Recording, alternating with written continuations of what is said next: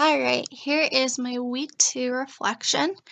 So the first question is reflect on what I learned during our discussion, and then what are one or two aha moments that I had. This week during the Dropbox case, I feel like I learned a lot about looking at the competition and learning from their mistakes.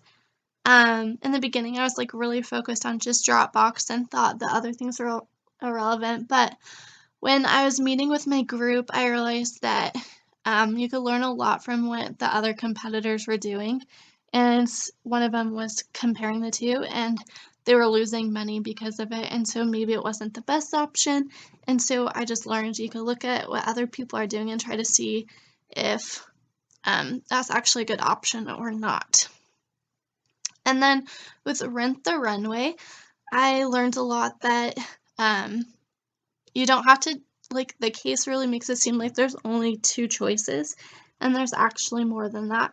When we were discussing what we thought Rent the Runway should do, one of my group members brought up the idea that they think that they should focus on the issues they're having, but maybe slowly try to build inventory without needing to go out and get more investments. They could just slowly try to add one or two dresses a week, which I thought was a great idea and I hadn't thought about before. So that kind of showed me that there are other options and you have to really think about all the options and not just the ones that are obvious. And then now reflect on, I think in the future I'm going to try to remember that there's always more than just the initial options.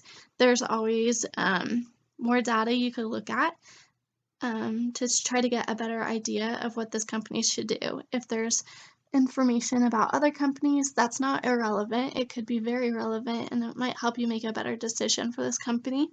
And I also think in the future, I'm going to try to think more outside the box on ways to solve the issue at hand.